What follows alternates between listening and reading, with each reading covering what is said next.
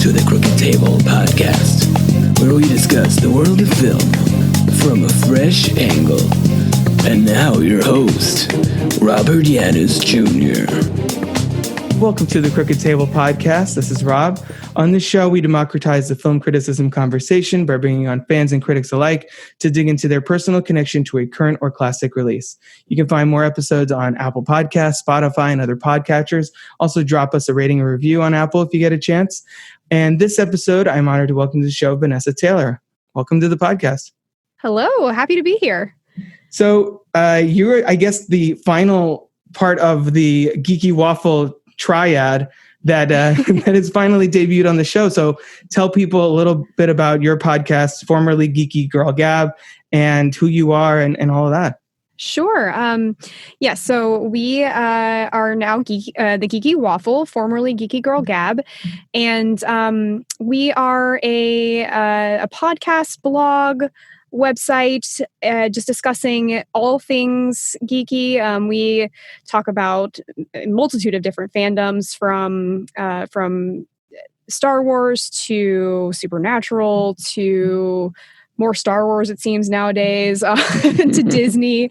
And we actually currently have a new podcast that has been released that we will be that will have multiple renditions, which is straight out of home video, in which we rewatch all of those 90s Disney straight to home video VHS classics. In air quotes. Yes. And that's we're on multiple different mediums. Where we have our website, thegeekywaffle.com. We're on Twitter at geeky_waffle, as well as on Facebook and Instagram. Awesome. Yeah. So I had one of your co-hosts on, Candace Caw. I actually had both Candace and Bree on at various points. So Candace reached out to me and said, "Have you done Back to the Future on your show?" And I said, "No." And she's like, "I'm trying to get Vanessa on your podcast." And I was like, "Well, you came to the right place when it comes to Back to the Future, because that is one of my favorites as well." So tell me a little bit about, when did you first see the first film? I mean, we'll talk about the trilogy as a whole on this episode, but we're going to focus mostly on the first movie. And when did you first see it? I know for me, I was born in 1983, so I was a toddler when it came out. So I feel like it just existed around me constantly. Is that sort of your experience as well? Well, so I was born in 1987. And so the first film had already obviously been released by that point. But this is actually the first movie that I remember watching, just because my dad showed it to me when I was very, very young, probably too young.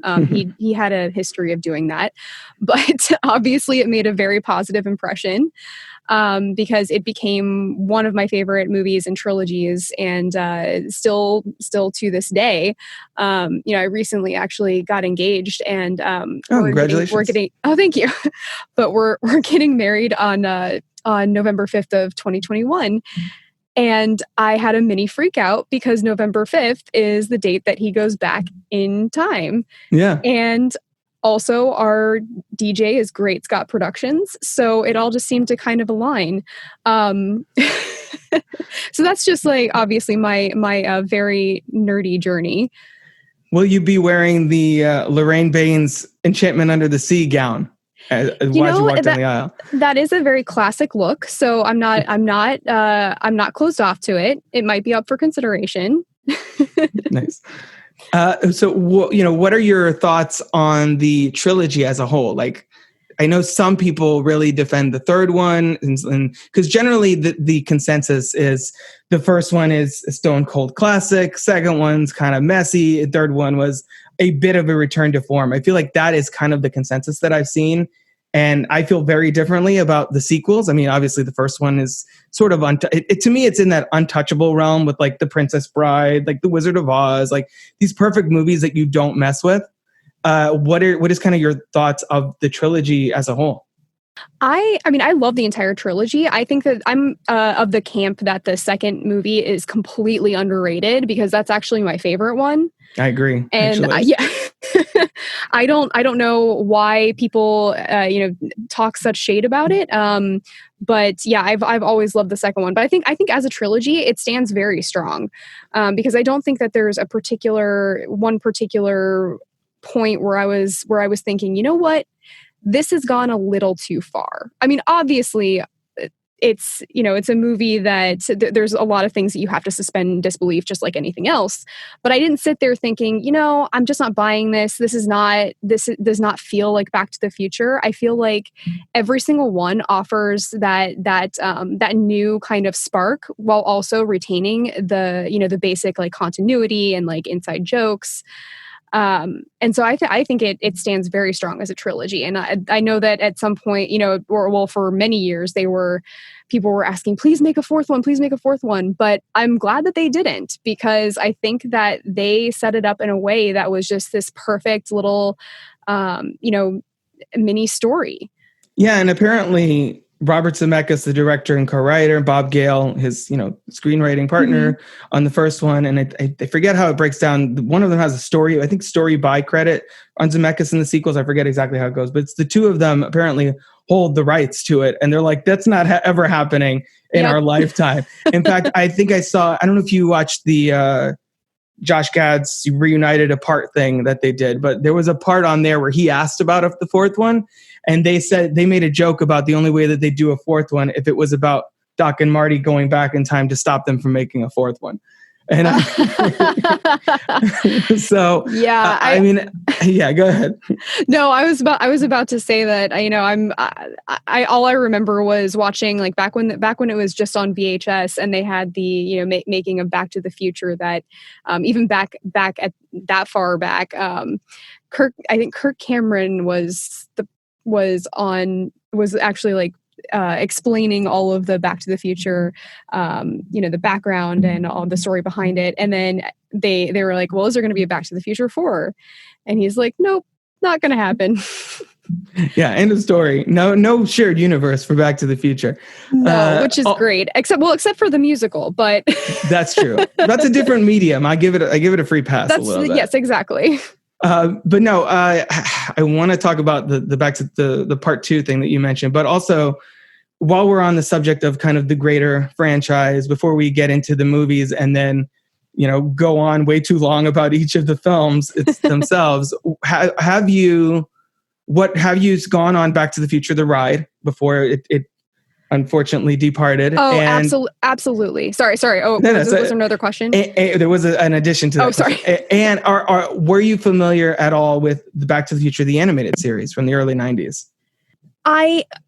Okay, so let me answer the second one first. I was not really aware. I mean, I knew that it existed, but I didn't really watch it. Probably just because I was too busy watching the series over and over again. Right. But the ride, that was my favorite ride of all time. I'm a Tampa, Florida native. So I lived very close to Universal and was able to go there quite a bit. We had season passes for a number of years, and I just was so giddy every single time I got in line for that ride. It was amazing. And so when they finally, when they did close it, first of all, I was incredibly upset, especially considering they turned it into Simpsons Land and it was the exact same ride, just with Simpsons stuff. Pretty much. Which infuriated me. But I was really happy when they put that ride as an extra on the re-release on DVD, because then I can at least watch it and kind of pretend that I'm back on that ride. Yeah, I think what makes the ride so much fun is that they have the kind of the pre-show thing with Christopher Lloyd, and they have like I feel like it was one of the first examples of a theme park ride that was really bringing you into the world. And I know Universal did that a lot afterwards with the Terminator ride and the Men in Black ride, where you're like, oh my gosh, I'm actually in this world, interacting with these characters, and I'm a part of the story. And I think the fact that they had Christopher Lloyd and Thomas F. Wilson involved, I always joke that that's basically the only Back to the Future 4 that I will accept, is the ride is kind of like Back to the Future 3.5. And the animated series I was also aware of, and I probably watched a couple episodes, but it didn't really click with me. And so in preparation for this episode, in addition to watching the 5-minute ride on YouTube, and watching the trilogy, I watched sort of like the beginning of the theme song and a couple of clips from the animated show, and I was like, yeah, I could see why. I was like, no, this is not why the same. This is, yeah, I feel like I probably did look into it way back in the day, and I'm like, you know what, I do not want to ruin Back to the Future for me, so I don't think I'm going to be going down this route. Right. They tried to put Dan Castellaneta as Doc Brown. I was like, that's not the same. You can't just plug him in there whenever your celebrities bounce, because I know you guys, for your Straight Out of Home video, the first episode you did was Return of Jafar, and they tried to do the same kind of thing there. And it's like, this guy is Homer Simpson. He shouldn't be, he's not Robin Williams. He shouldn't be Genie. He's not, it doesn't, you can't just plug him in anywhere like that. I guess just like name recognition, they're hoping that people might get hooked by that. I don't know. Yeah, I don't know either. But also, I for part 2, and we'll talk about this more later, but I was rewatching the movies for the millionth time. And 2 is always the one that I revisited the most as a kid. I think first one is probably the most objectively perfect movie of the bunch. But something about the sort of scattershot narrative that is 2, where you're like, in the future, you're in 1955 again, the alternate timeline thing, that all that really fascinated me as a kid. And seeing the Rotten Tomatoes score, it's like from like 90 something to like 60 something. I don't understand it. And I'm wondering why that is, that, that maybe if, since we watch it as kids, I wonder if just the whole like futuristic aspect of it appealed, and because it was so cool and different and just kind of struck a different chord of, like as a kid, you're thinking, what is the future going to be like? If it was like this, that would be so cool. Flying cars. Flying cars, flying DeLoreans. And it was in the middle. I don't know. I guess it is just Back to the Future. That Robert Zemeckis was on a streak. Like for me, like he had like 5 or 6 movies in a row that really are kind of pivotal films for my childhood. Back to the Future. Let's run through this real fast. Mm-hmm. First, Romancing the Stone before it, which is a good movie, and I didn't really see it as a kid, but it is a really good movie. But yes, exactly, very good. So 85, Back to the Future.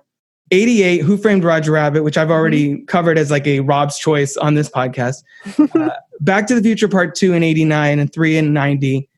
Death Becomes Her in 92, which is another movie I love, and I'm definitely going to cover at some point. And then Forrest Gump in 94, which is another, which I know is now really divisive and probably hasn't aged very well, but because I liked it as a kid and the rose-colored nostalgia glasses, it's kind of grandfathered in. That all of those movies, just like 10 years straight of huge hits, and just like completely landed in the zone for me.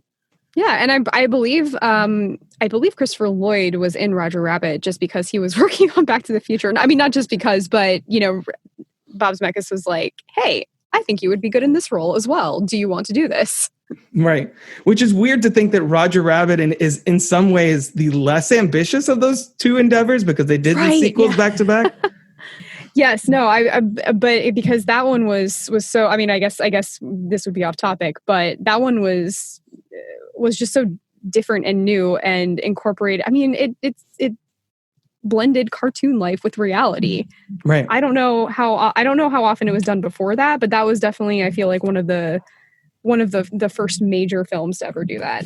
Right. And when they did do it before, it was, what is it? Gene Kelly dancing with Jerry. Like they were in the same space, but no engagement really with each other. There was no contact.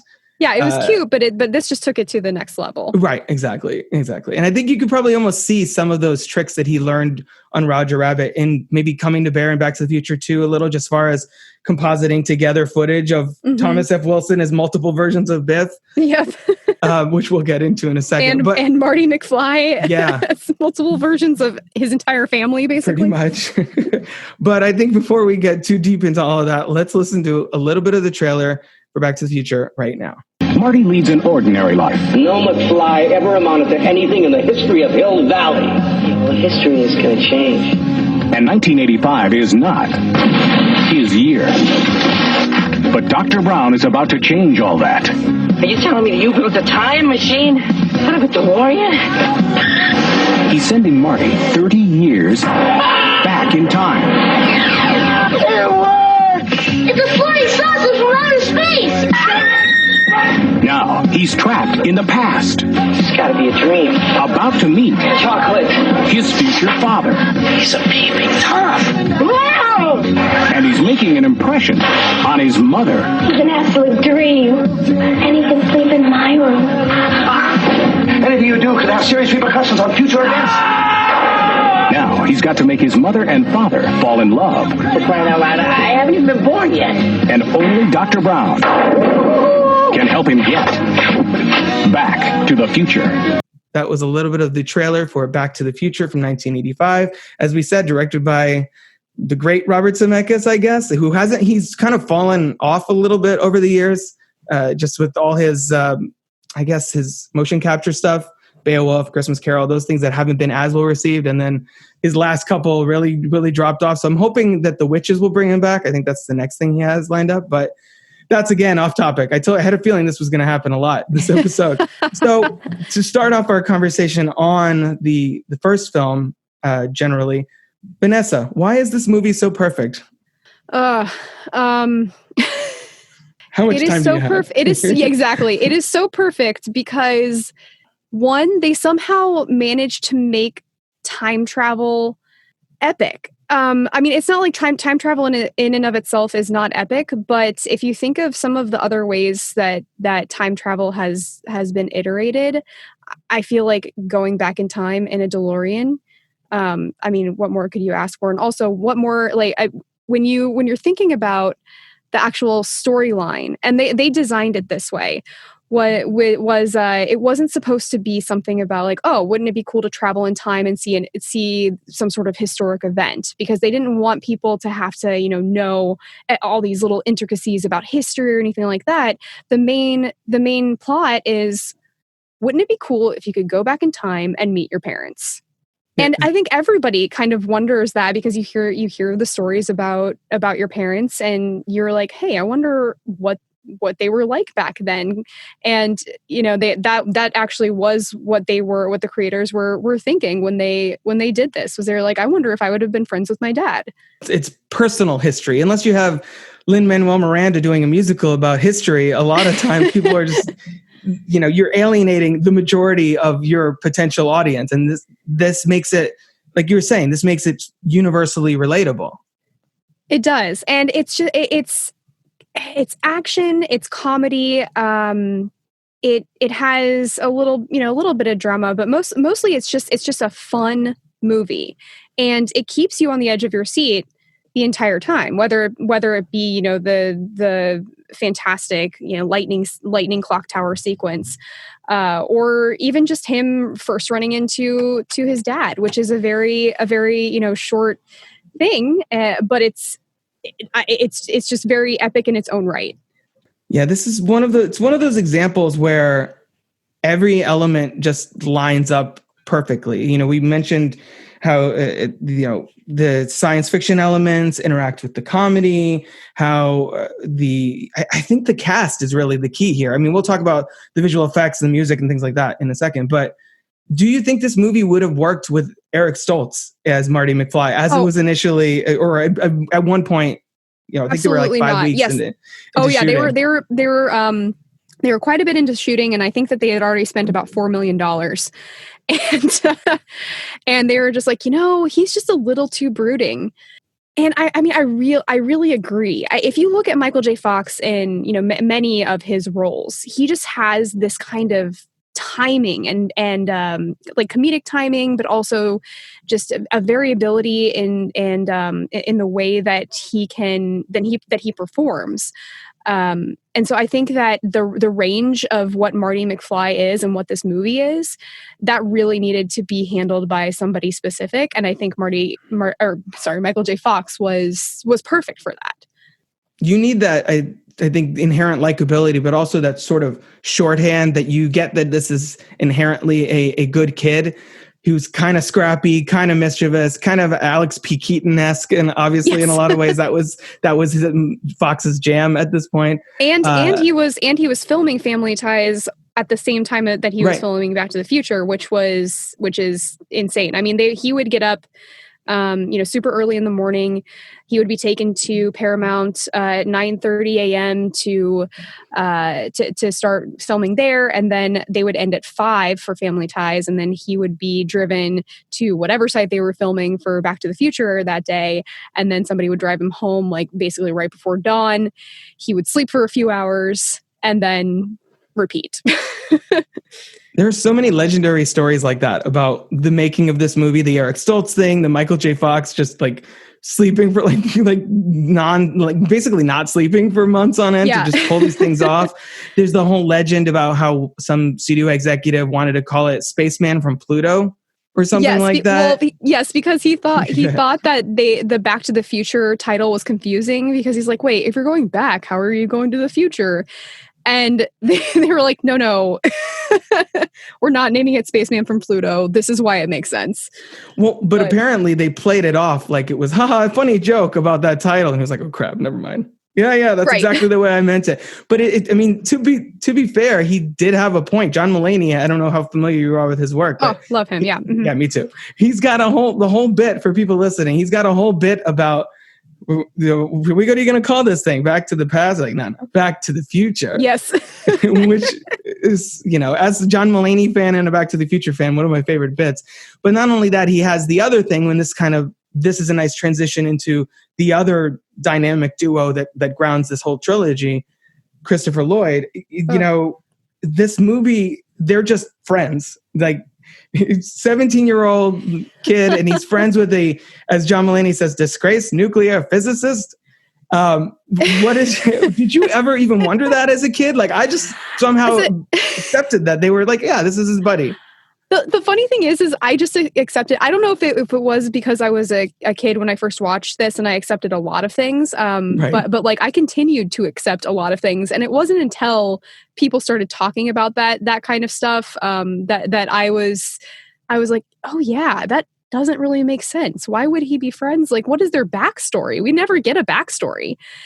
And it's really interesting because they kind of I think that works better because trying to create a backstory for that, I don't know if I would have accepted any backstory. The original draft that they had a movie pirating business together. And the Marty character was actually like super anti-establishment and kind of rebel kid. And Doc Brown, then named Professor Brown, was doing it to fund his experiments as well as buy food for his pet monkey at that time, which is the first one. In the first version, the monkey was the one that time traveled the first time. So that backstory, obviously I feel like they probably would have improved on it, just like they improved on many things from the first draft. But I think that maybe they just couldn't figure out a good backstory, and they just at some point were just like, yeah, you know what? The dynamic will work. Everyone will accept it, and we'll just move forward. And it worked. I don't know if that was maybe that was a very bold move, but hey, it paid off. Well, when you have this much going on story-wise, I think the movie moves past it very quickly. Yes, exactly. It reminds me of, I think Groundhog Day had a similar thing where they had a whole backstory for how he got caught in this time loop involving like a gypsy woman or something. And at some point they were just like, I don't think we need any of this. Let's just roll. It's a magical realism. Let's just go with that. And look what happened there. I feel like that also would have bogged down that film. Exactly. And, maybe if it wasn't such a great pairing, they would have had some issues with people believing it. But the chemistry between Michael J. Fox and Christopher Lloyd was just insanely amazing. Yeah. Speaking of insane, one question I had here too that I wanted to touch on, and then we'll get more into Lloyd and the rest of the cast, is Doc Brown insane? Because I feel like this movie sets him up to kind of be like, I mean, he's already essentially the de facto image in my head of a mad scientist. I mean, not only does he have like these Rube Goldberg machines everywhere doing all his work, and a big ass speaker, and he's dealing with terrorists, and has a case of plutonium shoved under like a mattress or a couch or wherever it was. What do we think of Doc Brown's mental state? I prefer to think of him as more of just an eccentric genius. Right. Because I mean, if you think about it, he is very energetic, and that's the energy is kind of what gives him this like crazed look sometimes. Right. But most of the times the stakes are so high that I don't know, if my mind was working a million miles an hour to try to get somebody back to their time period, because otherwise everything is going to be completely screwed up. I don't know. Maybe I would act the same way.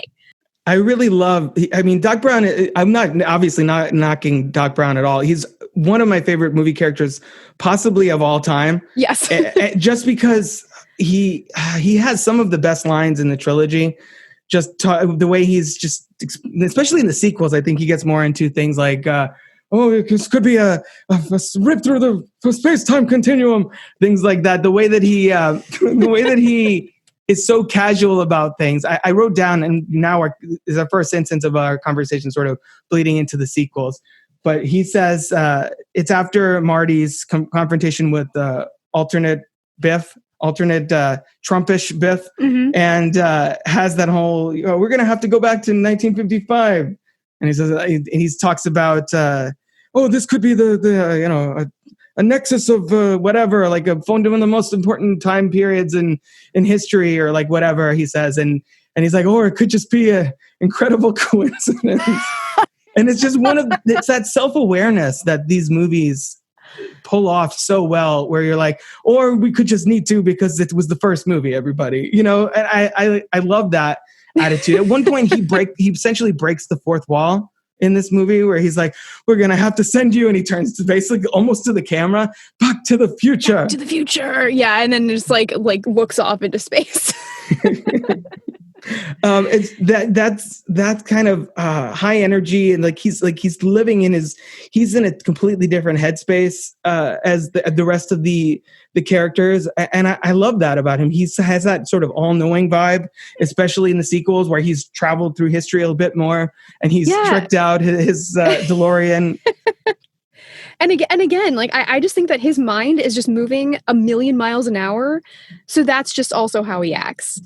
Like speaking of just all the lines that he has, when he's in, I believe it's Back to the Future 3 at the very beginning, when Marty's there, and then Doc Brown wakes up because he had passed out because Marty came back again. He wakes up and is talking about this like crazy dream he had that Marty had come back.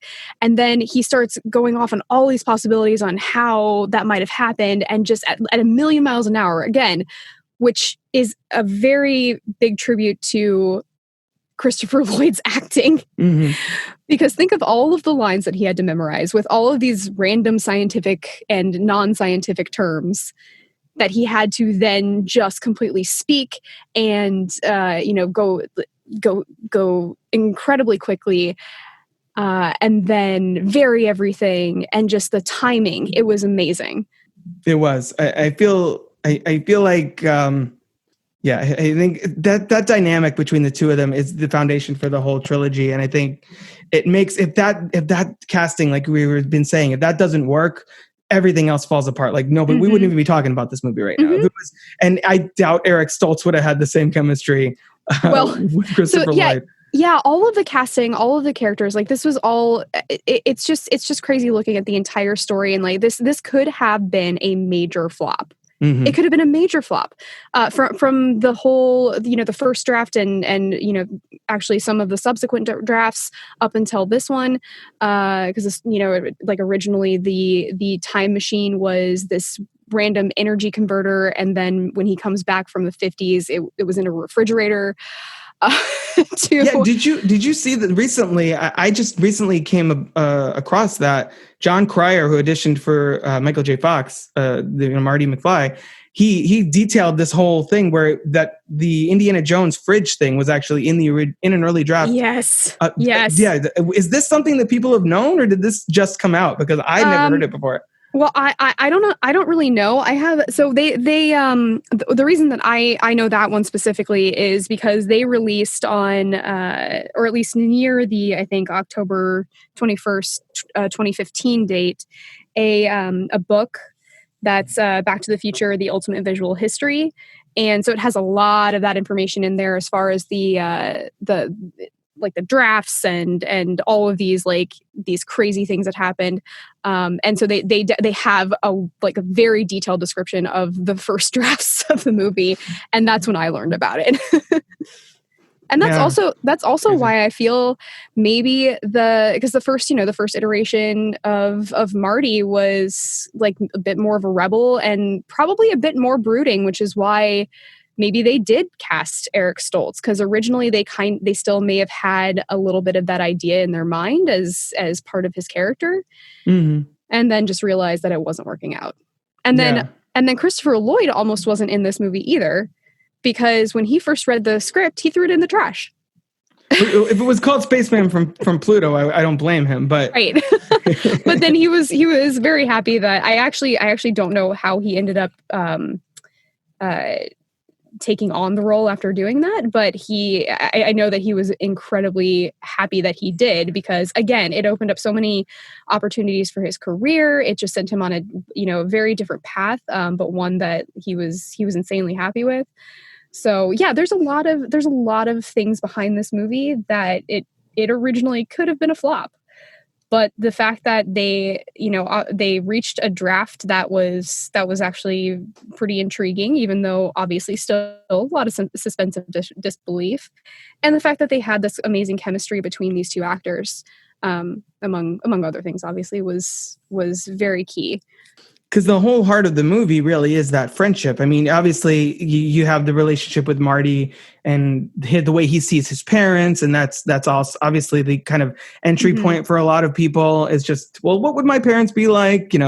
Early in the movie, Lorraine is like, "Oh, girls chasing boys." By the way, while we're on the topic, I'm 37. These people are supposed to be 40 something, and they look like they're 70.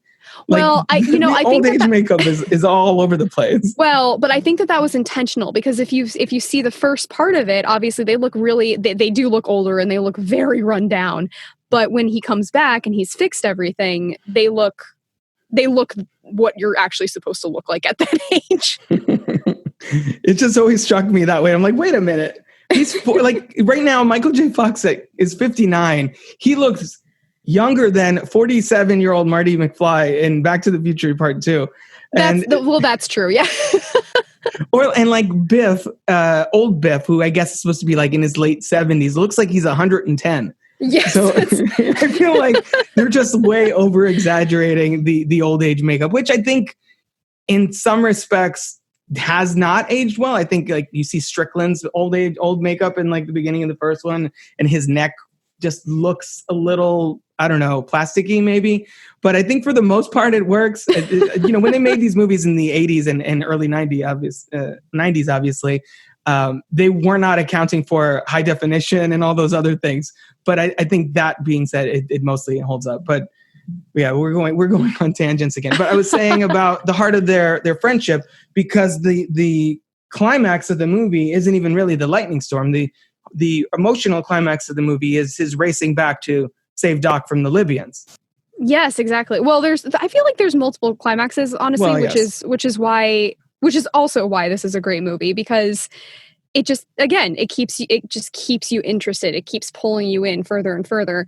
And so I would say that, the first one probably is obviously getting his parents back together, which is the kiss that they share at the dance. And then it's the lightning storm, and then it's going back in time. And okay, so this is one thing that I did notice, and I know that it's very other people have noticed this as well, but I noticed this on my own as well, which was he's like, oh man, I need to, I got all the time in the world. I should go back in time to save him. 10 minutes is fine. And I'm like, no, are you crazy? Yeah. Like you could go back at like 30 minutes, 45 minutes, an hour. I don't know, like anything in order to make this not happen. I don't understand how you thought this would work. Especially since like 10 minutes before, what are you going to do? Are you like, you don't even know where the Libyans are coming from. So what are you going to stop them? Are you going to go warn him, which is going to be difficult because then you have, he would have had to go back like a day and found Doc Brown when his other self was not around so that there would be no issues in, seeing your other self, even though I don't think he knew about that, at the time. Or did he know about that at the time? No, I don't think so. I think they did that in Back to the Future too. But yeah, he could have gone back a day and then just found Doc Brown and said, "Hey, listen, this is happening." And it would have been fine. But no, 10 minutes, that's enough. There's a lot of human error in these movies. I mean, there's that. There's also in the, watching the third one last night, he's like, oh, Doc dies on, September 7th. I'll go there, or whatever, September, whatever. And he's like, I'll go the day after he sends me the letter. That gives me 5 days. I'm like, dude, you can go 3 months earlier, be like, Doc, I'm here. Let's get out of here. You're going to write me a letter in 3 months. That's all you really need to know. And then it's, it would be over. But the movie just barely skates by with all of that. Well, you can rationalize out of it and be like, well, in that case, Marty thought, well, I'll go there. The machine will still be working, of course, because there's no way it's going to get hit by an arrow and leak fuel everywhere. And then we can just hop in and peace out. I don't need I also feel with all of the issues they've had fueling that thing with, whether it be gas or whatever it is, why don't they keep an extra gasoline can in the car? Especially for cases like this where you're thinking you're going back in time, there's not going to be gasoline. Mm-hmm. That's really on Doc Brown, honestly. But then again, really Doc Brown doesn't even seem to know what the West is at that point, because he dresses Marty in these ridiculous clothes and then just is like, yeah, this is what they wear in all the movies. And I'm like, when did you actually really start loving the Old West? Because I feel like you have a very weird view on it at this point. Well, the third movie, now we're all over the place, but that's cool. The third movie opens with Howdy Doody. So I guess that's where watching Howdy Doody is kind of the biggest maybe because he dresses Marty like Howdy Doody, kind of.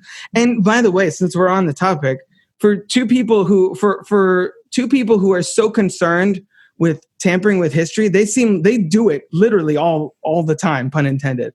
Just like that's their entire thing is I have to go back and save this person, but Clara Clayton, she should have gone over the thing. That was her destiny. And the funny thing about the Clara Clayton thing is that, again, okay, so Doc Brown just was not thinking. I know that obviously in the moment you're probably just having this human feeling of like, oh my gosh, let me go save this person because she's about to die. Right. But in his mind, I feel like something should have gone off as far as not even connecting that she was supposed to go over the ravine, but just the fact that if I intervene, obviously history changes. Mm-hmm. And but again, that could have applied to the entire third movie, like you're saying, where it's like just him existing in 1885 could potentially change the future. Yeah, exactly. But the movie's set up that the only rule they have to abide by is don't meet your other self. Mm-hmm. Apparently. And they kind of adhere to that. That's about the only rule that they do stick with, though. But yeah, that's why, watching the trilogy, it feels like a natural progression that by the end of the third one, by like midway through the second one and then the third one, he's like, oh, we just need to destroy this. It's basically building up to time travel. Don't mess with it. It's a bad idea. And then he turns and makes a train one anyway. It's like, okay. Yes, I don't know, dude. You're all over the place. It's like your future is whatever you make it. And it's like, okay, that's cute and all. But at the same time, didn't you just teach us with these past three movies that you should not mess with it? Jeez. I want to talk about, I like going through the cast. I think this is kind of a good way of sort of hitting a lot of things. Yeah, definitely. So the first movie to me feels like either the Marty or the, George and Lorraine movie, obviously. I feel like I was trying to assign characters to each movie. And I think if you consider Marty the through line for the trilogy and sort of the everyman, our entry point, the audience surrogate, whatever, the first one is the George and Lorraine movie, clearly, because the whole plot revolves around that. The third one is the Doc movie, because he gets the most screen time and in that one, I would say, of all of them, and the most, personal story. And then the second one, and this probably explains why it's my favorite, is the Biff movie, because I really love Biff Tannen as a villain, as a character. You was saying about Doc Brown being one of my favorite movie characters of all time. I basically consider Biff Tannen one of my favorite movie villains of all time. And I think the second one is the reason why, because you have like 4 different characters that Thomas F. Wilson plays. Yes. Yeah, and Thomas F. Wilson is just another one of those cast members who just fits the part so well, and he's such a great guy in real life, or at least he seems like one. I don't know if you've seen he's done a little bit of stand-up comedy after the fact, and a lot of it does have to do with certain Back to the Future things. Like he has a song that's like I think it's called the Question Song, and it's just talking about all of these people who come up to him and are just like, oh my gosh, like, was that real manure? Did you like what is this? What is that? And like just asking all of these random questions about Back to the Future. Like, how is Marty McFly, Michael J. Fox in real life, etc. And it's just like, man, that must suck to kind of be the bad guy of the movie and just have everybody ask you about everyone else. Right. No, and he's to me the unsung like asset of this trilogy. Yes, he really well, and honestly, I mean, he is a big part of the plot in, I mean, every single one of them, basically. Right. I mean, well, except for, Biff or Mad Dog Buford Tannen. Yeah, the second one is where he drives the entire plot, and I love that. Yes. In the beginning of this, in the first one, he's kind of the high school bully, which is what you see him as a kid, and then you rewatch it, you're like, whoa, #me too, like. This kid's a straight up rapist in this movie. Yeah, that's another thing. Like talking about stuff that you didn't really realize for a long time. That was something that I didn't really realize that was like that horrible until way later. And then of course the whole incest, aspect of things, which originally I think put a lot of people off to it. But yeah, it's that definitely is one of those things where it doesn't age well.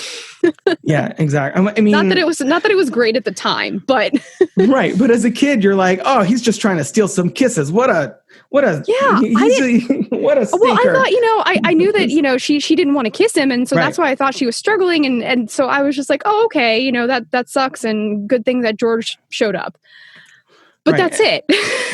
That's the extent of it. In a PG rated movie, and as a kid, you don't realize how bad he is, and then watching it as an adult, you're like, wow, this guy is literally the worst person.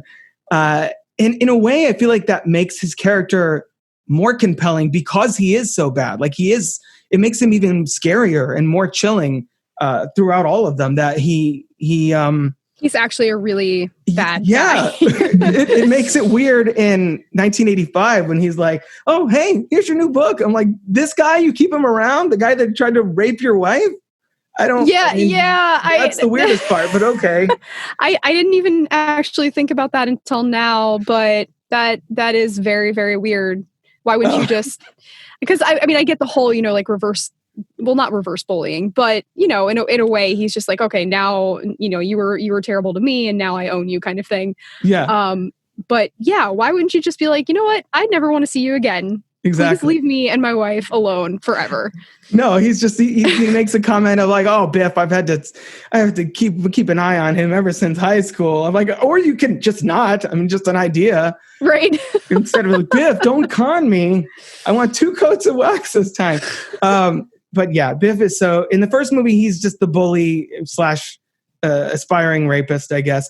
And then in the second one, they retcon the ending, not only by switching the Jennifers. Yes, which honestly, as a kid, I I was aware enough to understand that it was different because the way that they said the lines were different. But for some reason, I never connected that it was a different Jennifer. Right. Well, the first Jennifer in the first movie, she's just there to give Marty her grandma's house number where she's going to be over the weekend, I guess, and then disappear while he goes off on time travel adventure. So it's easy. She's basically a non-character in 1 and 3. She has only a little bit to do in the second one, which is just to be shocked by how old she is, that she got married in Chapel O' Love. Like let's put it this way, on my list of cast members I wanted to talk about, I didn't even have Jennifer listed there. Because Elizabeth Shue, and I think that they actually wanted her from the beginning. This might not be true. If you're listening to this, look this up. But I believe that they actually wanted her from the beginning, but for some reason weren't able to get her.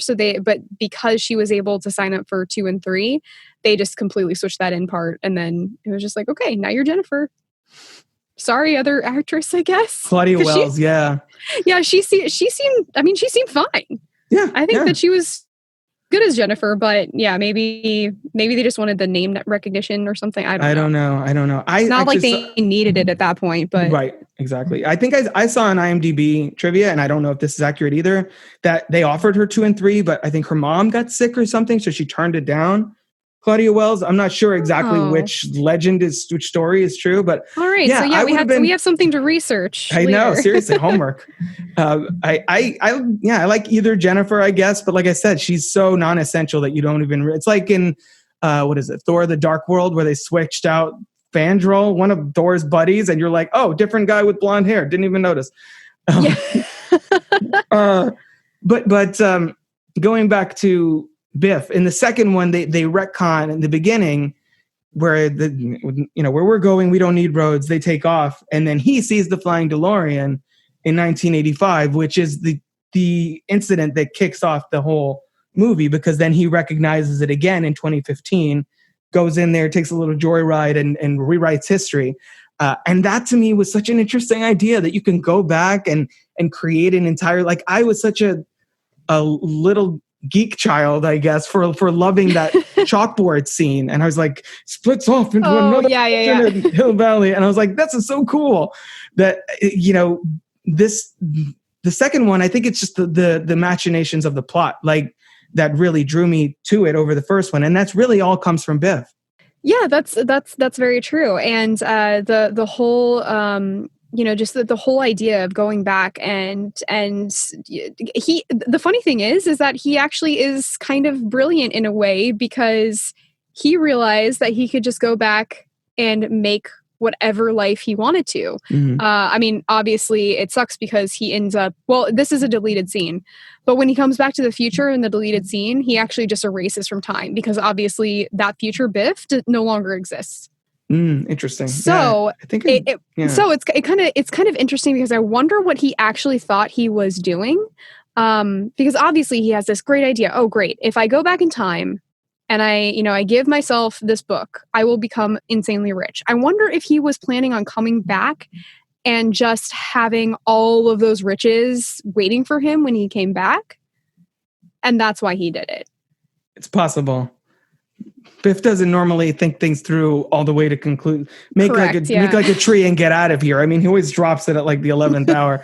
It's kind of his thing.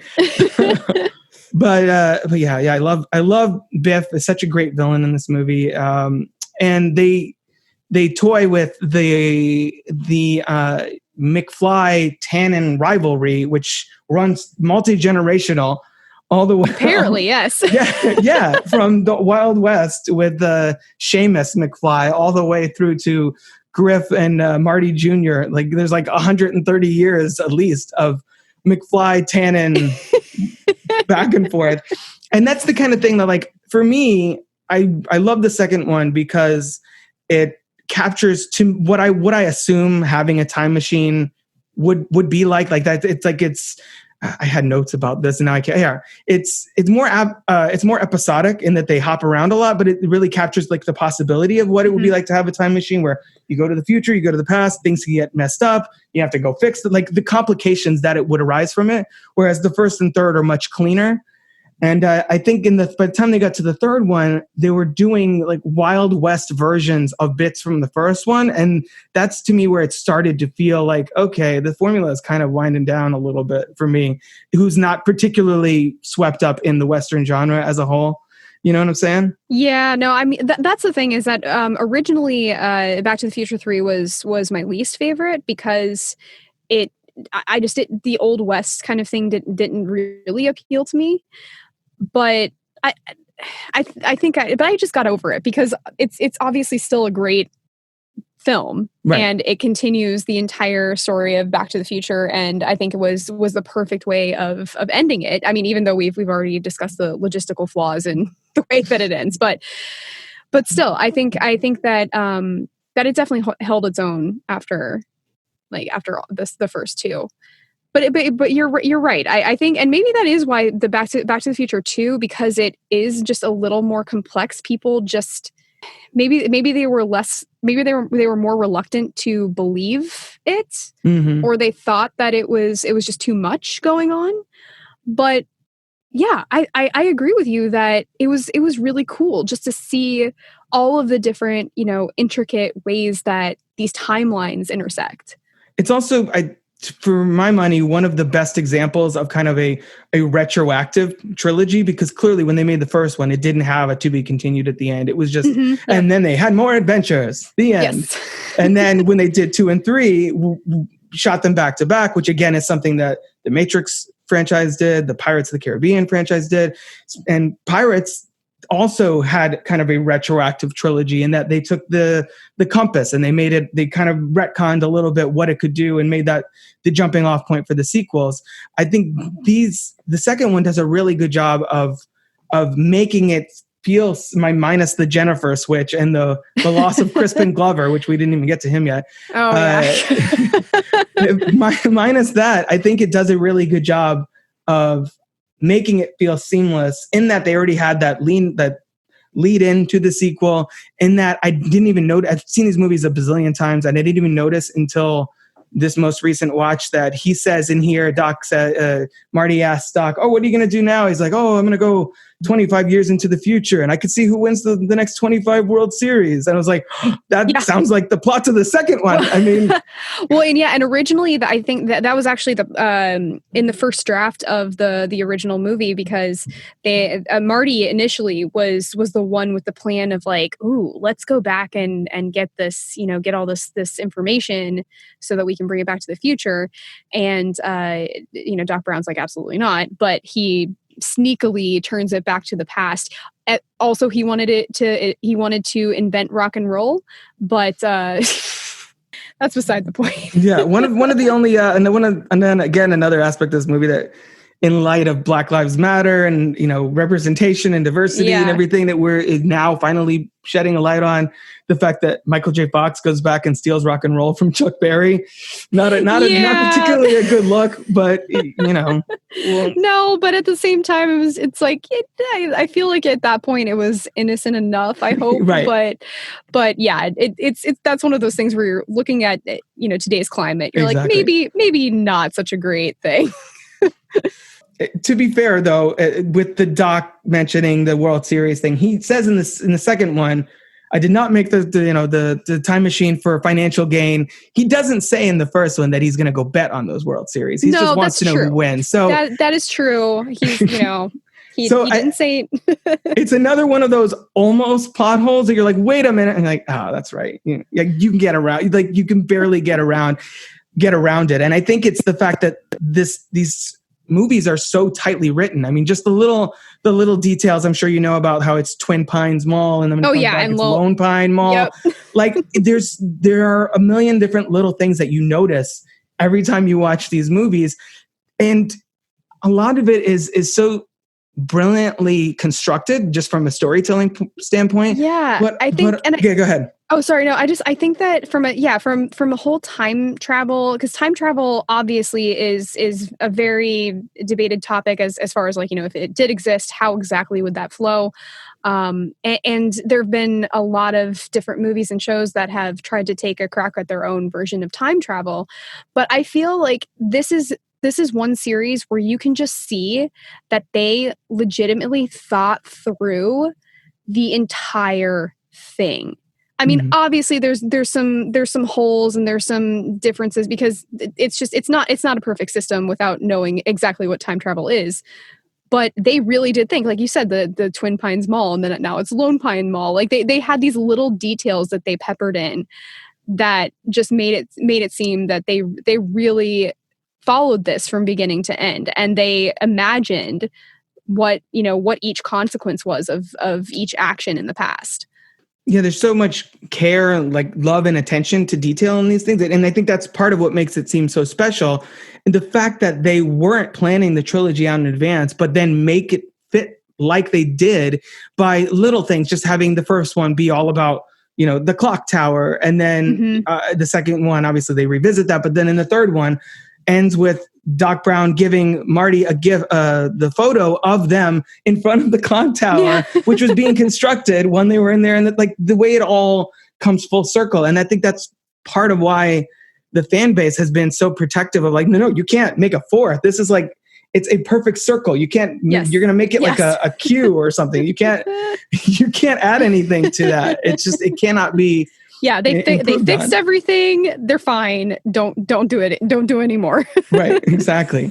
The fact that like he types in November 5th, 1955 on the on the keypad there to show, the day I invented time travel, and then it just gets left on there, and that's why Marty ends up back at that day when he just drives off. Yeah, and that makes it completely plausible for him to go and be like, okay, I have a way of proving now that I know, or that I am from the future, and because I know exactly what happened today. You hit your head. You invented the flux capacitor. Right. It all fits. It's not just, obviously you have to go with certain movies, suspension of disbelief, the time machine, the fact that everyone in everyone's family looks identical, essentially. Well, we didn't even touch about that where I mean, obviously, yes, like Biff is playing himself in multiple different iterations, but Michael J. Fox in the second movie played obviously his older self, and then his son, and also his daughter, which is hilarious because that's another thing that I did not realize as when I was young. I was just like, she's acting kind of weird. and then later on when I actually realized it, I'm like, oh, that's hilarious. I think it's the voice that really adds like, Mom. Yeah. The like high pitched. I don't even remember what his daughter's name is actually, because she's not really. I don't know either. She doesn't really. I'm gonna see if I can find it now. Marlene McFly, of course. Marlene, right? Naturally, instead of Marty, Marlene. Oh, jeez, it's terrible. It is. But yeah, so I also want to just bring up, and then we'll go into Lorraine and George and their whole deal throughout the trilogy. Is that just watching it with more of a critical lens, the fact that we see all these different versions of Hell Valley, but then when you realize that, how much visual effects these movies have, the fact that they're dealing with they're making them in the 80s, so they didn't really have CG. They can't go like Avengers Endgame style with things, which is a movie that deals with time travel, that references this. Just goes to show the influence that this movie has had, because that's essentially the Back to the Future Part 2 of the MCU. That so much of it takes place in one town square, just completely redressed for different time periods. And I don't think you really realize that until you watch it as an adult, where you're like, oh, so that's, the bail bonds place. And now it's, whatever, the Cafe 80s, or like everything is just that same set completely redressed for different eras. And I think that goes a long way to establish continuity, to establish like the one of the overarching themes of this trilogy, which is kind of the more things change, the more they sort of stay the same. It's like the George Lucas Star Wars thing. It's like like poetry, it rhymes, that kind of deal. Yeah, where you have all these parallels, and I and it's just from a practical standpoint means that they had to make one set and then just shoot everything in 2015 and then redo it so it looks like alternate 1985, and then redo it so it looks like 1955. I think that kind of thing is so impressive to me when you see sort of the filmmaking craft bleeding through a little bit. Yeah, and it just makes sense because obviously you're going back to the same town, so Right. yeah, same set, and then just seeing how things have evolved over time, which is also very cool. Because that is something that I also feel would appeal to people, is going back in time and seeing how your town was, and then also seeing it in the future and how it's going to evolve. So that's just another cool thing that they end up including in among everything else. Right. Yeah. Exactly. The little touches, the Ronald, we talked about the details, but the Ronald Reagan movie playing in 1955 and all that stuff was so much fun. So, which is hilarious. And Ronald Reagan was so excited about the fact that they mentioned him in this movie. Like, he made them, I think I'm not sure if he was seeing it in just like a regular theater, or if he was seeing it at the White House, but he made them rewind that part a couple of times. It's like, Ronald Reagan, the actor. Yeah, it's great. I want to get into the George and Lorraine stuff. So obviously, Crispin Glover signed on for the first one. I think gives a really great performance as George McFly, who again, it really shows how much how different a person can turn out just by their experiences, by their upbringing, because you see in here the George of 1985 is just a complete sad sack. He's just sort of being bullied by the same guy for the last 30 years. And it's just in a marriage that's really lost its passion. And then he goes, his son goes back in time and basically restores his self-respect. He stands up for himself. And I think that's, as someone who's dealt with a lot of like social anxiety and things like that, that really, I think, is an arc that speaks to me, especially just the fact that how different he turned out because of that experience and how it changed him and strengthened him as a character, and that he was able to get his book published. Because when you meet him, he's like, "Oh, I never let anybody read my my books. What if they don't like it? And what if Lorraine turns me down?" And like that whole thing. What are your thoughts on George McFly's arc and then Crispin Glover's absence from the sequels? Well, as you're saying this, I haven't looked this up or anything, but I feel like there must be some sort of psychological developmental analysis on all of these characters somewhere. Because it does. You're right. It does show how different decisions impact your life and impact the way that you see yourselves and how others see you. And I think that was a great arc, barring what we already said about him kind of keeping Biff around in the future to just kind of like bully himself. But yeah, I do think it's interesting to see how one decision, one moment in time, can completely change the way that you live your life from then on. And I think it's kind of in a way it's actually pretty inspiring. Mm-hmm. Just because I feel like it does have that, like the end quote of the movie, the future is whatever you make it, because you literally make the choices. You are the one with the power to make these choices. And obviously they can have a very positive, hopefully, impacts. Yeah. Yeah, 100%. I feel like that happens in every single movie because it's, obviously in the first one, it is George. And then in the second, was it the third? No, it's the third one that they actually do get in the car to race. Mm-hmm. Marty decides not to race, and in the second movie, obviously that's how they explain that he got into this accident and he broke his hand, and then he wasn't, he was never good at music again, and then that's what completely destroyed their lives. And then he decides not to race. Is his name Miles? I can't remember. Needles. Glee from the Red Hot Chili Peppers. Yeah. Yes. Needles. He decides not to race him.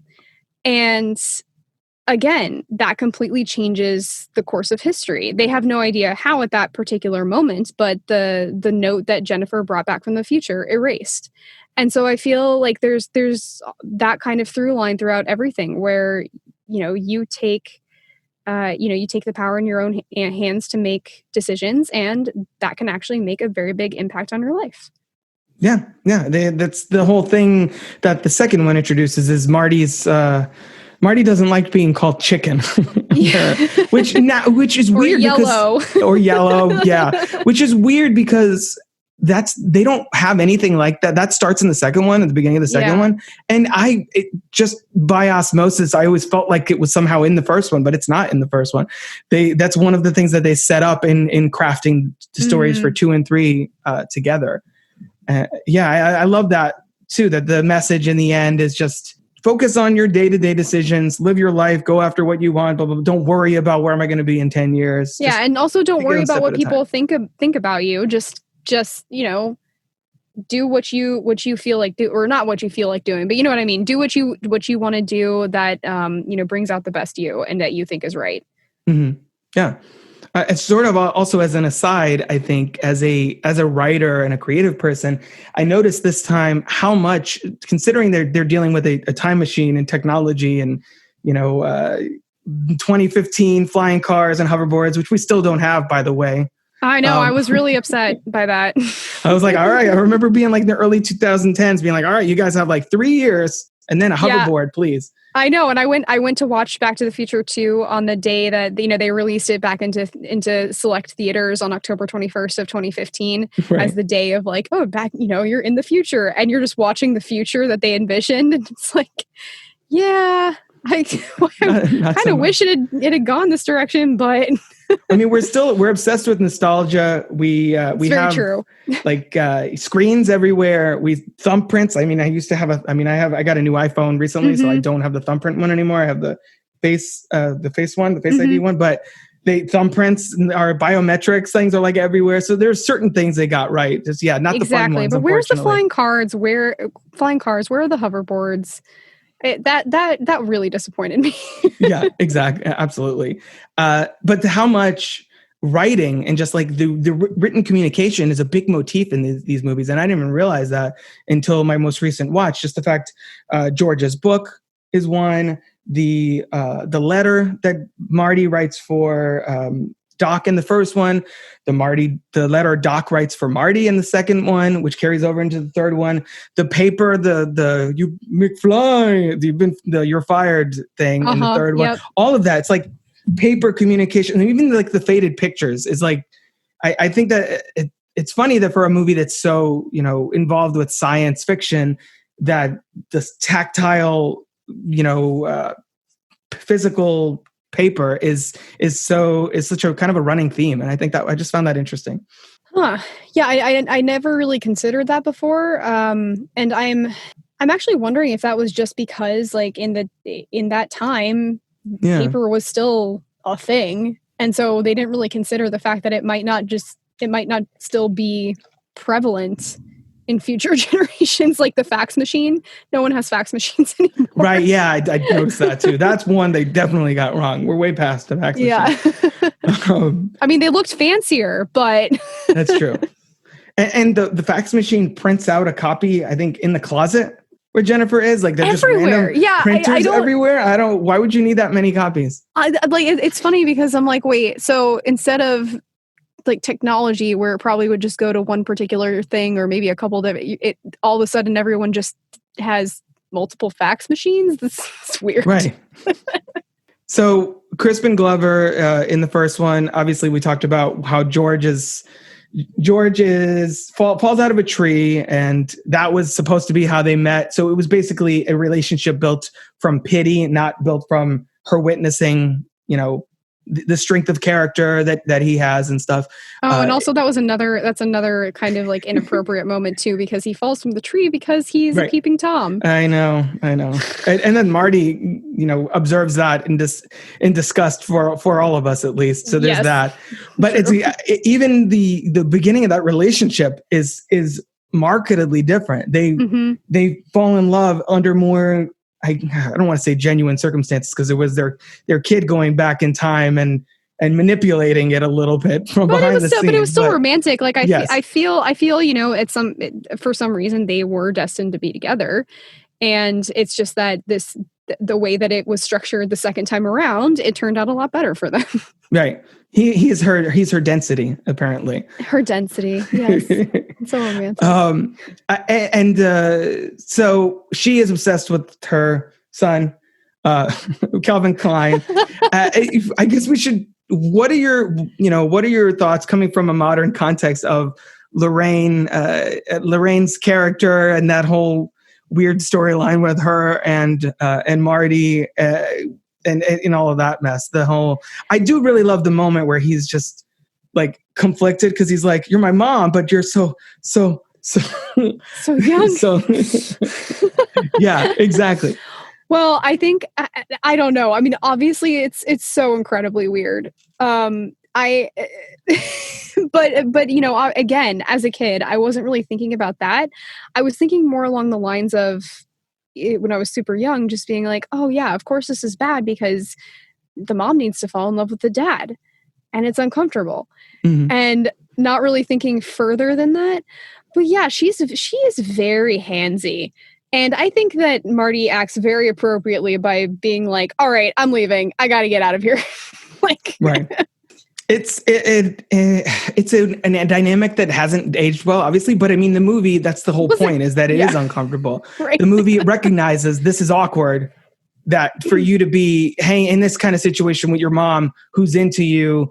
But it's not like something like Big, where you watch that movie year now and you're like, wow, she just had sex with like a 12-year-old, essentially, in a man's body. It never goes that point. Like, there's no point in this movie where Marty's like, well, she's right there. Jennifer's not here, so who would know? Yeah. There's no point where he's even entertaining that as something that he is appealing. He's just like, yeah, ew, no, gross. Right. If you're gonna do it, they did it at least in a way that I feel like was believable. Exactly. You still get that moment when Lorraine goes to see him, to ask him to the dance, where Doc has that like wide-eyed look, like he's just like, what the hell is happening here? Yeah. Which is the only scene I think that Christopher Lloyd and Leah Thompson are in together in the whole trilogy, which is weird. Oh, really? Wow, I didn't realize that. I do still love that you have that moment where it almost looks like George and Lorraine's relationship again is going to be sort of built on deception, built on Marty coming over and pretending to come on to her, and then him like air quotes saving Lorraine, and that sort of being the thing. But the way that it happens is so genuine that it makes that the fact that he stands his ground even that much more poignant, that he sees that it's Biff.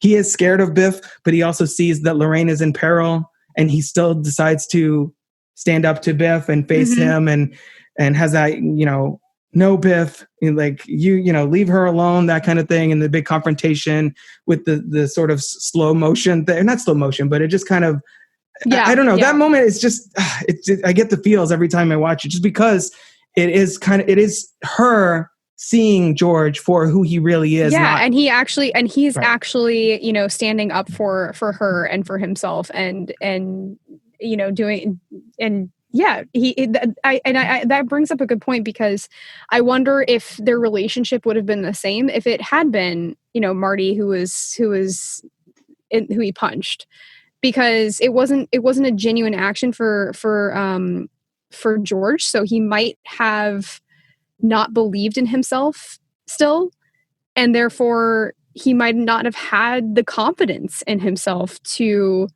actually be with Lorraine. Mm-hmm. So that is interesting. That's an interesting point, because it might have been completely different if that had gone the way that they had planned, which, now that I'm thinking about it, why would you plan that? Like, he could have done something, because originally it's supposed to be Marty being like, well, I'm going to take advantage of her, obviously very uncomfortable about doing that, but still, he could have done something like just like yelled at her or something crazy in front of a lot of people, and then George could have come up and been like, hey, don't do that, blah blah, and they could have like fought about it, and then he punched him. Like, why not? Why does the first thing that come into your mind, well, just come and punch me because I'm taking advantage of her? Right. Yeah, that is a little strange. I didn't think about that literally until just now, but you're right. Yeah. I mean, I think if it was any other situation from the screenwriting perspective, obviously you wouldn't be able to have that moment where he mistakes Biff for Marty, I guess. But yeah, from a logistical, why would he?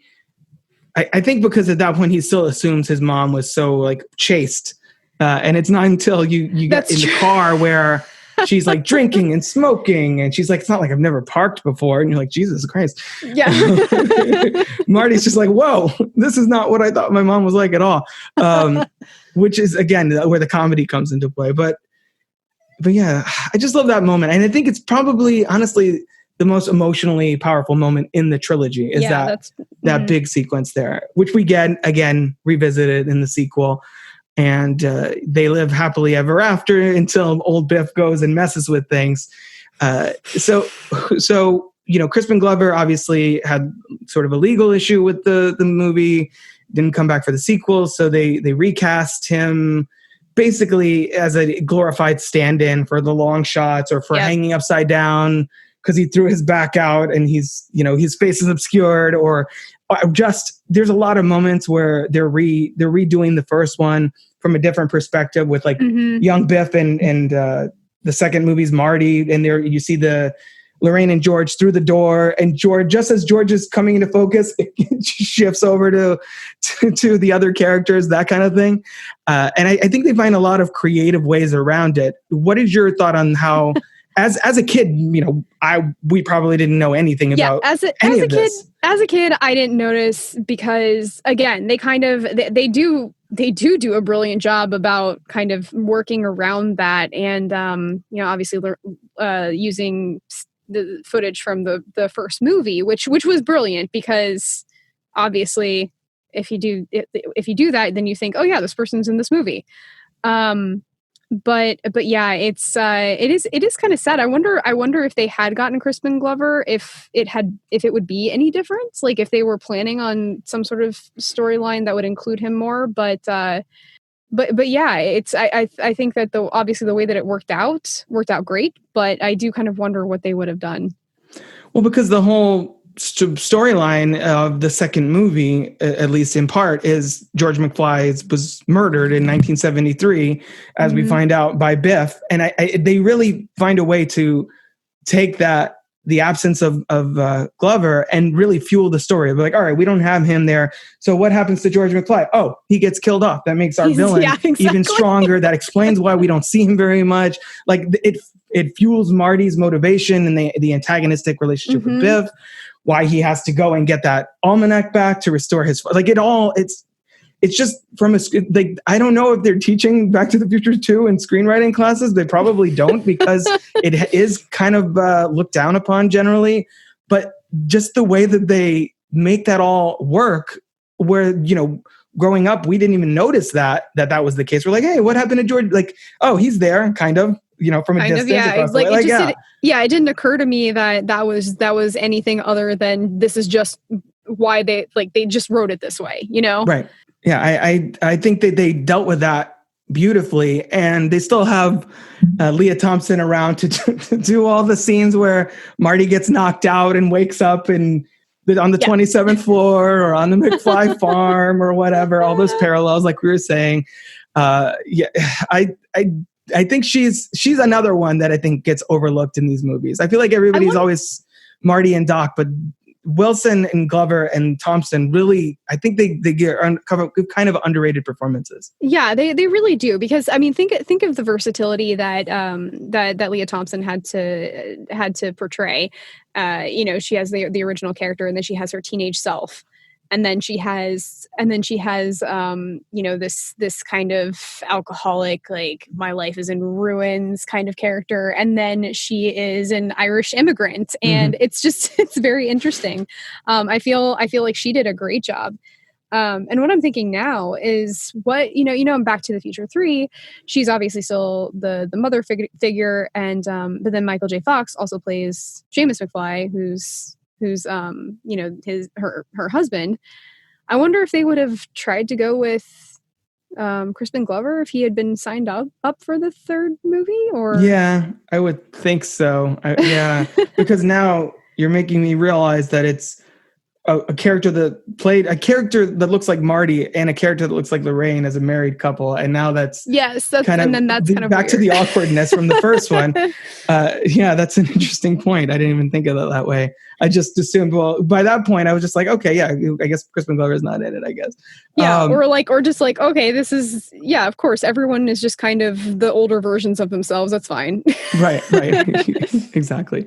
So the third one, yeah, she's kind of there in the background, sort of an integral part, but not really. And then I feel like, is there anything else we have to say about Leah Thompson and Crispin Glover? Because I feel like we should do kind of a lightning round of stuff throughout the trilogy that we didn't talk about at some point, because I don't want to run too long, even though, as you know, we could talk about this for hours probably. Oh yeah. No, I think that kind of hits it. I enjoyed them. I think, again, they brought their own kind of energy to the movie that worked well with everybody else, and it just, yeah, I think they're part of the cast that made this whole series amazing. Yeah, I agree. And you also have James Tolkien as Strickland, who is, I think, one of the only other characters, actors that's in all three. Yes, him, he's Fox, great Lloyd, Thompson, and Wilson. There's like the five of them. And Mary Steenburgen in the third one is Clara. I think it's very telling that I feel like I have really not brought up much about the third one.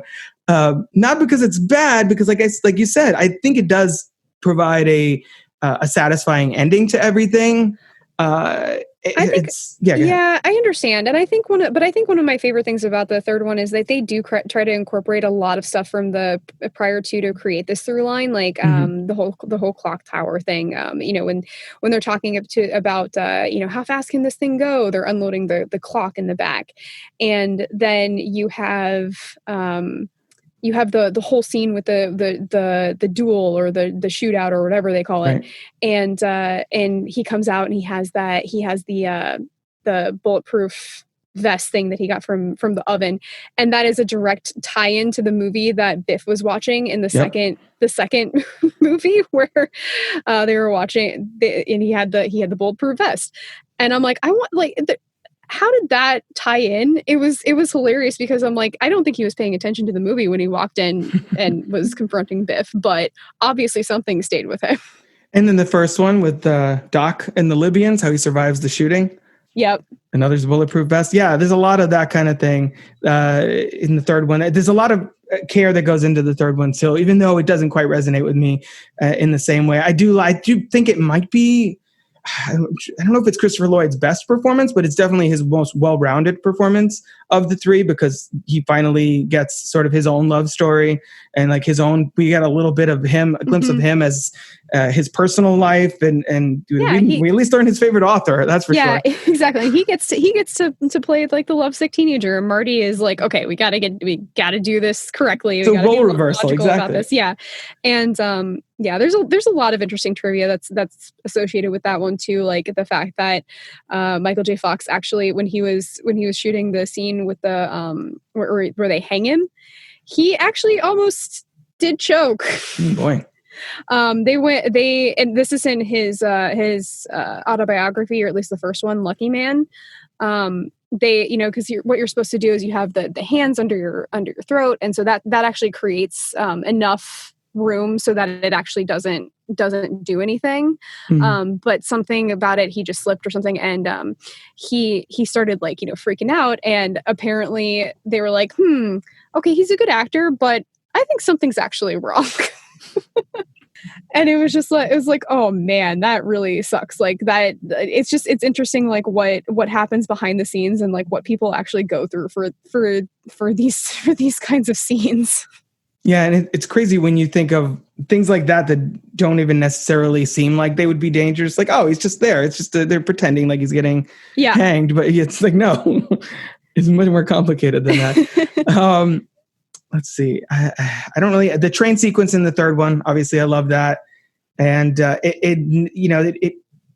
love that cameo that Christopher Lloyd has in this Seth MacFarlane movie that nobody saw but me, I think, called A Million Ways to Die in the West, where he has a cameo as Doc Brown in the Old West, covering up his DeLorean that he has in like a stable. Oh, no way. That's amazing. Which is probably the most impressive part. And I, I used to be really into Family Guy. And so I was kind of a sucker for McFarlane's humor back a few years ago when that came out.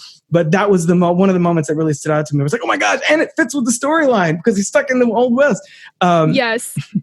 That's amazing. Yeah, it's really funny. So we talked about I don't know if we talked about this just before the recording or on the actual episode, but the fact that this is one of the only, I think it was just before, one of the only trilogies that runs continuous from one to the next. One ends, two starts, like right that moment.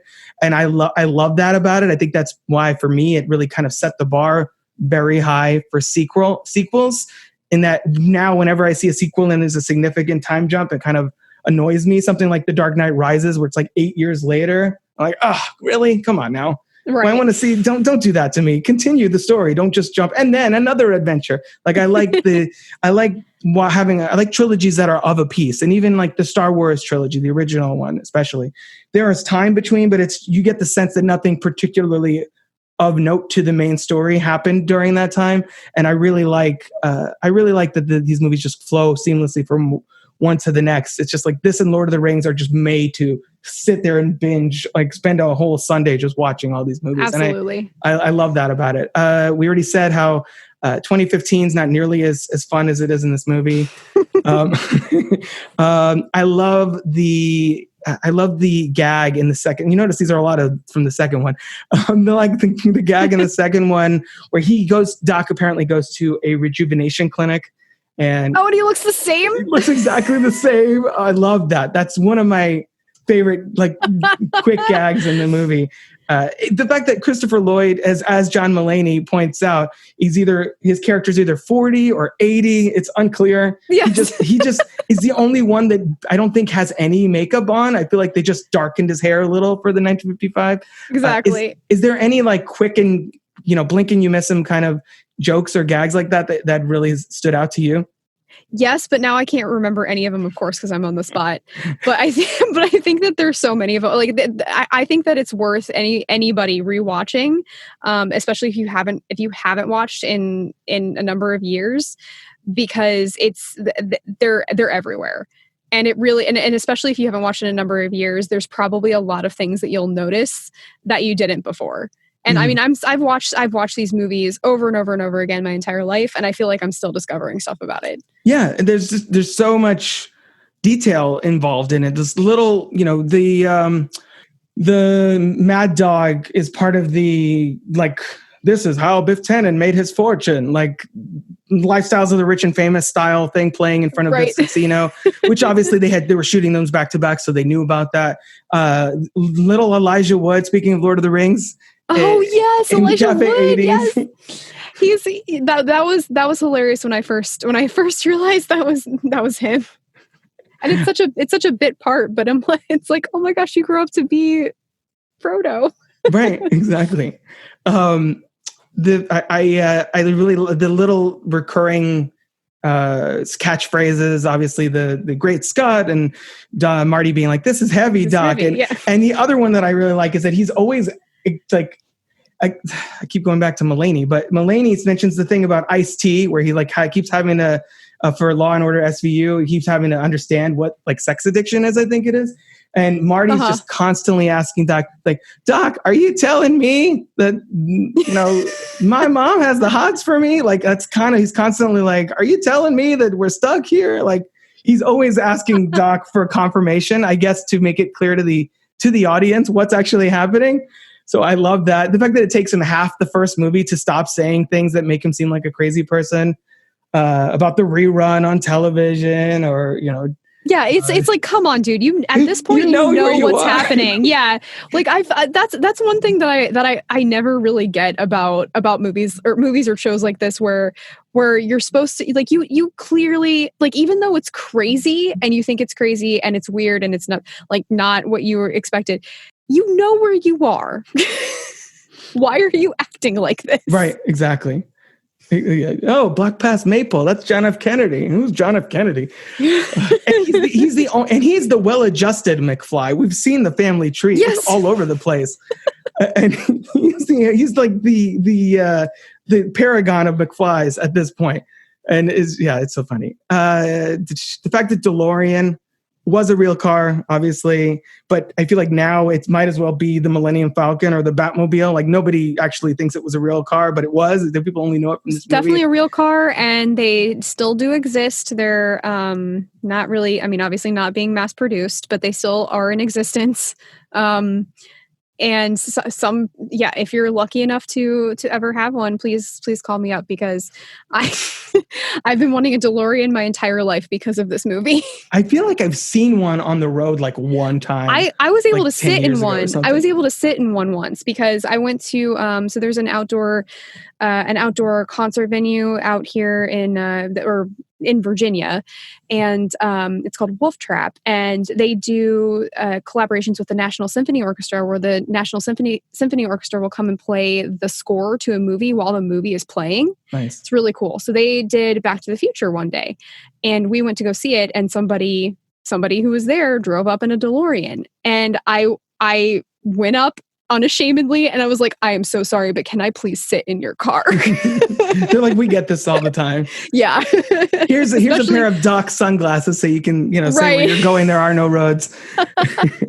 Yeah, and especially since obviously if you're driving that into a Back to the Future thing, I'm pretty sure you're going to get questions, but that was really nice of them, and it was a really, really awesome moment for me. Oh, that's cool. Let's see. I did notice a couple cool transition shots in the first and third one. There's a helicopter that appears like in the sky in the first one when they go from 1955 to 85. And then in the third one, that's where the bridge just sort of appears. I think that kind of like the cinematography in these movies, I think too, gets kind of short shrift. I mean, obviously we've talked about the visual effects. I'm pretty sure the only like frames of this movie that look a little wonky are when they're throwing down the hoverboards like onto the ground. It looks sort of stop motiony. But other than that, like this, and these are movies that are over 30 years old at this point.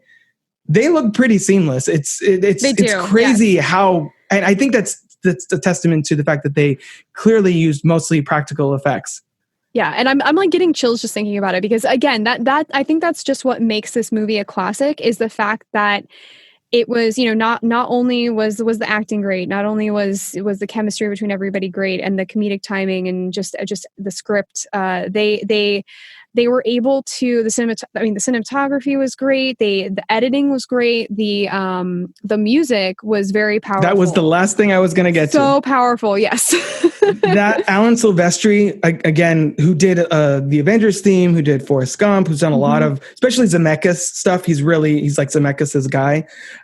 One of my all-time favorite movie themes. Like it's up there with Star Wars and things like Jurassic Park and a lot of the other John Williams stuff. It's so just a few chords and you're just right back in the midst of this crazy 3-part time travel adventure. That dun, dun, dun, and you're like, oh, that's it. I'm there. I'm with it. I can picture the whole thing. And in the first one specifically, the Huey Lewis of it all, the fact that we have not only The Power of Love, which is obviously a classic, but Back in Time, which I think is kind of underrated. It's great. And Huey Lewis is in it. Exactly. The fact that he's the one that says, I'm sorry, it's just too loud, to his own song, where apparently Marty wrote The Power of Love in the movie. Oh, is that what they went with? I forgot. That's what he's playing. That's what Marty's band is playing. No, I know he's playing Power of Love, but I didn't know if that was supposed to be like he wrote it or not. Well, it's unclear. Then if Huey Lewis exists in this timeline, why is he standing there with glasses on, like judging, deciding who gets into the talent show or whatever it is? It's funny. And even the choices of songs for it, specifically the first one, the Mr. Sandman, Earth Angel, Johnny Be Good, great. Obviously not sung by Michael J. Fox, but still all of that stuff. Is there anything we haven't covered? I feel like since we're talking about 3 movies, I feel like we've hit a lot in a relatively compressed amount of time. Yeah, I feel like again, we could just go on forever, especially since like there's so many cool like trivia facts. There are so many things from the actor standpoint. But yeah, I think that we've probably touched at least the main stuff, hopefully. Awesome. So for people listening to this that haven't gone to see, first of all, if you haven't seen Back to the Future, the hell's wrong with you? Yeah, who are you? Yeah, exactly. I don't understand. You need to check yourself before you wreck yourself. Yeah, I was trying to think of a Back to the Future pun, but I didn't get there. Show your 3-year-old children. It's fine. I turned out fine. I actually haven't shown my 3-year-old yet. I'm like, I don't want to have to answer what is Biff trying to do to Lorraine in the car or whatever. That's very fair. I mean, I obviously like had a very good experience, but my dad also showed me like Terminator 2 when I was probably about 4 or 5 years old. So nice. Again, another one of my favorite movies, and I don't think I was scarred from. But yeah, I guess maybe it's not the proper advice, but yes, if you show show your kids when it's age appropriate, whatever that is up to you. Let's put it that way. But yes, if you haven't seen it, definitely see it. I mean, it's not even like some of these more classic films that maybe, are black and white and maybe have a slower paced or whatever, and have maybe a higher barrier of entry to modern audiences. This is just like, it plays like it was made yesterday, basically. Mm-hmm. It just moves. It's that tightly scripted and like you were saying, edited and all that stuff. And if you haven't seen it in a while, definitely check it out. They used to be on Netflix, but I think they just left, because I literally just checked to see if they were on there. That's okay. You can buy the DVDs. You can stream it on many services. I mean, you might have to pay, but it's totally worth it. I completely recommend it. They have a 35th anniversary trilogy box set, I think, that's coming. Either it just came out or is coming out. I'm not sure exactly. Yes, and I plan on getting that because I think I have every single one. I still have the only VHSs that I still own are Back to the Future. Wow. Yeah. Dedicated. even I think I had them on DVD, the 25th or whatever, and then I upgraded to the 30th on Blu-ray. And now I'm like, I think I'm good unless they like throw something crazy out there. Well, they always have something, like the ride was on one of them, and yeah, I don't know. And obviously I'm just a fanatic. So I'll collect anything Back to the Future related. Yeah, you'll have to let me know what's on the 35th that's different and whether it's worth my money again. Watching the second one actually, and I had a note about this that I was just like, I don't know if we need to cover that. I would love to see a supercut of 1 and 2 sort of edited together, because you have all that footage in 2 that references 1. Like, show me what that final picture looks like when there are multiple Martys and Docs running around. I'd love to. If that was on there, sold is what I'm saying. So Universal, get on it. Vanessa Taylor, if there's nothing else, can you tell people where they can find you on social media? Yes, thank you. You can find the Geeky Waffle at thegeekywaffle.com. And as well as Twitter is at geeky_waffle. We also have a Facebook group, the Geeky Waffles, and Instagram is also the Geeky Waffle. Awesome. Well, thank you so much for coming on and giving me an excuse to talk about one of my favorite movies and movie franchises and bringing Back to the Future to the table. We'll definitely have to get you back on at some point and see what we can dig into next time. Hopefully not a trilogy of movies. This was first a lot of prep work for me, and secondly, and not that I would turn down an excuse to rewatch these movies, but also just a lot to cover. I'm like, how do I cover all of this? For sure. Are you telling me I have to cover the Back to the Future trilogy in one episode? It was a little bit of that. But yeah, thank you for giving me an excuse to cover that, and we'll be in touch definitely about getting you back on. Awesome. Thank you so much. Thanks, Vanessa. If you're interested in joining me on the show to chat about one of your favorite films, head on over to crookedtable.com/guest. Or you can consider supporting the show at patreon.com/crookedtable. Of course, you can always find more podcasts, reviews, videos, and other movie-related goodies over at crookedtable.com. Until next time, this has been the Crooked Table Podcast, and I've been Rob. This has been a production of crookedtable.com. All rights reserved. CROOKED.